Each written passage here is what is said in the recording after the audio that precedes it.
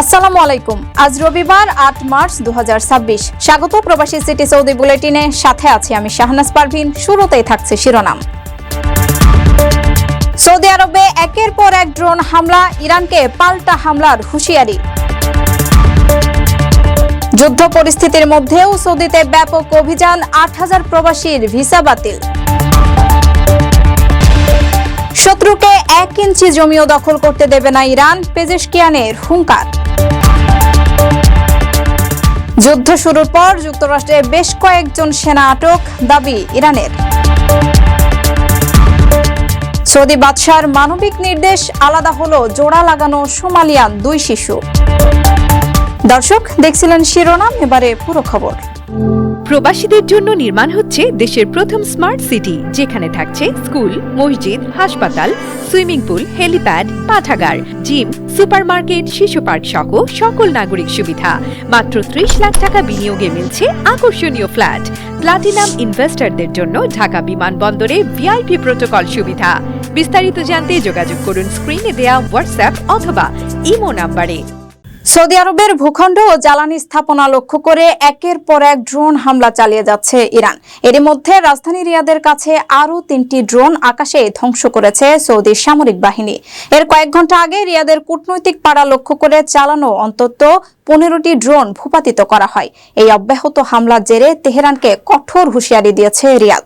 Saudi পররাষ্ট্রমন্ত্রী ফয়সাল বিন ফারহান আল সৌদ ইরানের পররাষ্ট্রমন্ত্রীকে কড়া বার্তা দিয়ে জানিয়েছেন, ইরান যদি হামলা অব্যাহত রাখে তবে রিয়াদও পাল্টা জবাব দিতে বাধ্য হবে। এমনকি যুক্তরাষ্ট্রের সামরিক অভিযানের জন্য নিজেদের ঘাঁটি ব্যবহারের অনুমতি দেওয়া হতে পারে বলেও সতর্ক করা হয়েছে। সৌদি আরবের রাজধানী রিয়াদের কাছে আরও ৩টি ড্রোন ভূপাতিত করেছে দেশটির সামরিক বাহিনী। সৌদি প্রতিরক্ষা মন্ত্রণালয় জানিয়েছে, নতুন করে এই ৩টি ড্রোন আকাশেই ধ্বংস করার মধ্য দিয়ে আরও একটি হামলার চেষ্টা নস্যাৎ করে দেওয়া হয়েছে। এর মাত্র কয়েক ঘন্টা আগে রিয়াদের কূটনৈতিক পাড়া লক্ষ্য করে চালানো একটি ড্রোন হামলা নস্যাৎ করার কথা জানিয়েছিল সৌদি প্রতিরক্ষা মন্ত্রণালয়। সে সময় অন্তত ১৫টি ড্রোন গুলি করে ভূপাতিত করার খবর জানানো হয়। উপসাগরীয় দেশগুলোর আকাশসীমা ব্যবহার করে যুক্তরাষ্ট্র কোনো হামলা না চালালে ইরান পাল্টা আঘাত করবে না বলে গত শনিবার প্রতিশ্রুতি দিয়েছিলেন দেশটির প্রেসিডেন্ট মাসুদ পেজেশকিয়ান।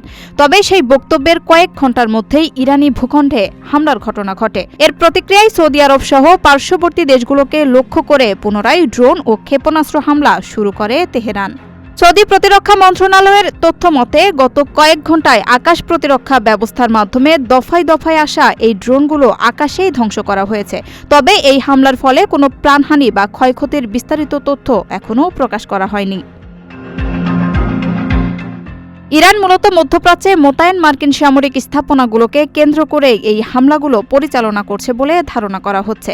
এর আগে ইরানের পক্ষ থেকে সতর্ক করা হয়েছিল যে যেসব দেশ যুক্তরাষ্ট্রকে তাদের ঘাঁটি বা আকাশসীমা ব্যবহারের অনুমতি দেবে তাদেরও যুদ্ধের ফল ভোগ করতে হবে। মধ্যপ্রাচ্যে চলমান যুদ্ধ উত্তেজনাকর পরিস্থিতির মধ্যেও অবৈধ প্রবাসীদের বিরুদ্ধে নিজেদের কঠোর অবস্থান ধরে রেখেছে সৌদি আরব।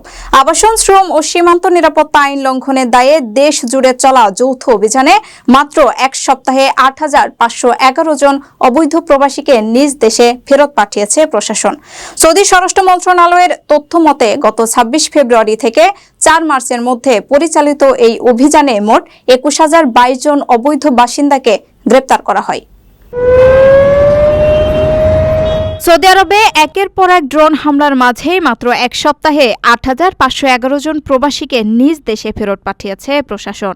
আবাসন, শ্রম ও সীমান্ত নিরাপত্তা আইন লঙ্ঘনের দায়ে দেশ জুড়ে চলা যৌথ অভিযানে বিপুল সংখ্যক এই প্রবাসীদের বিতাড়িত করা হয়। সৌদি আরবের স্বরাষ্ট্র মন্ত্রণালয়ের তথ্য মতে গত ২৬ ফেব্রুয়ারি থেকে ৪ মার্চের মধ্যে সংশ্লিষ্ট সরকারি সংস্থাগুলোর সহযোগিতায় নিরাপত্তা বাহিনী এই জোরালো অভিযান পরিচালনা করে। এই এক সপ্তাহে মোট ২১,০২২ জন অবৈধ বাসিন্দাকে গ্রেপ্তার করা হয়েছে। এর মধ্যে আবাসন আইন লঙ্ঘনের দায়ে ১৫,০৩৮ জন, সীমান্ত নিরাপত্তা আইন লঙ্ঘনের দায়ে ৩,৪৮৪ জন এবং শ্রম আইন অমান্য করায় ২,৫০০ জনকে গ্রেপ্তার করা হয়। গ্রেপ্তারকৃতদের মধ্যে ৮,৫১১ জনকে ইতিমধ্যে দেশে ফেরত পাঠানো হয়েছে। এছাড়া ১৩,৮৫৪ জনকে ভ্রমণের প্রয়োজনীয় ট্রাভেল ডকুমেন্ট সংগ্রহের জন্য তাদের নিজ নিজ দেশের কূটনৈতিক মিশনে পাঠানো হয়েছে এবং আরও ২,১৮৭ জনকে টিকিট বুকিং ও আনুষঙ্গিক কাজ সম্পূর্ণ করার নির্দেশ দেওয়া হয়েছে। বর্তমানে ২১,১৭৮ জন প্রবাসী আইনি প্রক্রিয়ার মধ্য দিয়ে যাচ্ছেন, যাদের মধ্যে ১,৫১৩ জন নারী রয়েছেন। কেবল অবৈধ প্রবাসীরাই নয়, তাদের পরিবহন, আশ্রয় ও কর্মসংস্থানের সুযোগ দিয়ে সহায়তা করার অপরাধে ১৫ জনকে গ্রেপ্তার করেছে আইনশৃঙ্খলা রক্ষাকারী বাহিনী। আপনার স্বপ্নগুলো আকাশ ছুবে প্রবাসীর হেলিকপ্টারের মাধ্যমে। বিয়ে, জন্মদিন অথবা যে কোনো বিশেষ প্রয়োজনে হেলিকপ্টার ভাড়া করতে যোগাযোগ করুন স্ক্রিনে দেয়া নাম্বারে। প্রবাসীর হেলিকপ্টার, নিরাপদ ও সাশ্রয়ী বাহনের বিশ্বস্ত নাম।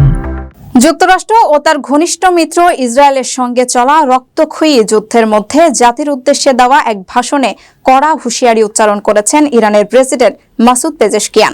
ইরানের রাষ্ট্রীয় সংবাদ মাধ্যমে দেওয়া ওই ভাষণে তিনি দৃঢ় কণ্ঠে বলেন, ইরান শত্রুকে ১ ইঞ্চি জমিও দখল করতে দেবে না। যুক্তরাষ্ট্র ও তার ঘনিষ্ঠ মিত্র ইসরায়েলের সঙ্গে চলা যুদ্ধের মধ্যে ইরানের প্রেসিডেন্ট মাসুদ পেজেশকিয়ান জাতির উদ্দেশ্যে ভাষণ দিয়েছেন।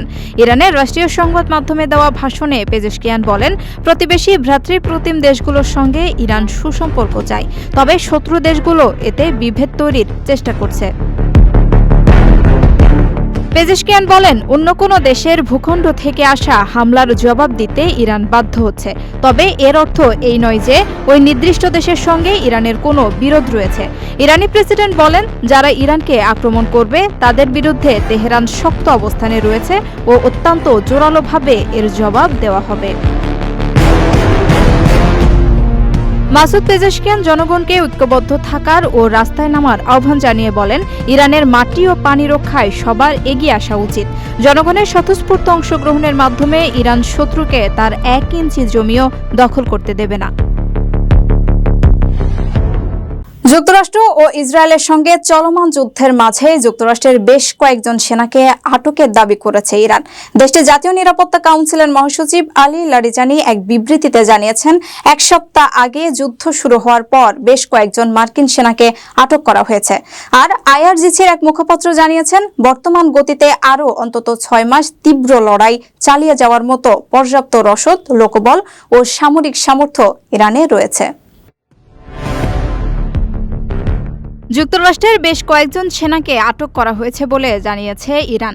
দেশটির জাতীয় নিরাপত্তা কাউন্সিলের মহাসচিব আলী লারিজানি রোববার এক বিবৃতিতে বলেছেন, ১ সপ্তাহ আগে যুদ্ধ শুরু হওয়ার পর বেশ কয়েকজন মার্কিন সেনাকে আটক করা হয়েছে, তবে কতজনকে আটক করা হয়েছে সেটি স্পষ্ট করেননি লারিজানি। এছাড়া কিভাবে তাদের আটক করা হয়েছে, কোথায় আটক করা হয়েছে তাও খোলাসা করেননি ইরানের এই প্রভাবশালী কর্মকর্তা।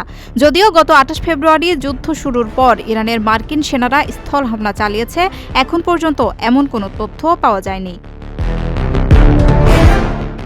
এদিকে যুক্তরাষ্ট্র এবং ইসরায়েলের সঙ্গে আরও ৬ মাস তীব্র লড়াই করার মতো রসদ, লোকবল ও সামর্থ্য ইরানের আছে বলে মন্তব্য করেছেন আইআরজিসির মুখপাত্র ব্রিগেডিয়ার জেনারেল আলী মোহাম্মদ নাইনি বলেন, বর্তমানে যে গতিতে আমরা যুদ্ধ করছি, এই গতি বজায় রেখে আরও ৬ মাস আমরা যুদ্ধ করতে পারব।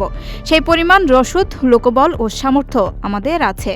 যুদ্ধের গত ৭ দিনে মধ্যপ্রাচ্যে ২০০-রও বেশি মার্কিন ও ইসরায়েলি সামরিক স্থাপনায় আইআরজিসি এবং ইরানের নিয়মিত প্রতিরক্ষা বাহিনী হামলা চালিয়েছে বলেও ফার্স নিউজকে জানিয়েছেন তিনি। প্রবাসীদের জন্য নির্মাণ হচ্ছে দেশের প্রথম স্মার্ট সিটি, যেখানে থাকছে স্কুল, মসজিদ, হাসপাতাল, সুইমিং পুল, হেলিপ্যাড, পাঠাগার, জিম, সুপারমার্কেট, শিশু পার্ক সহ সকল নাগরিক সুবিধা।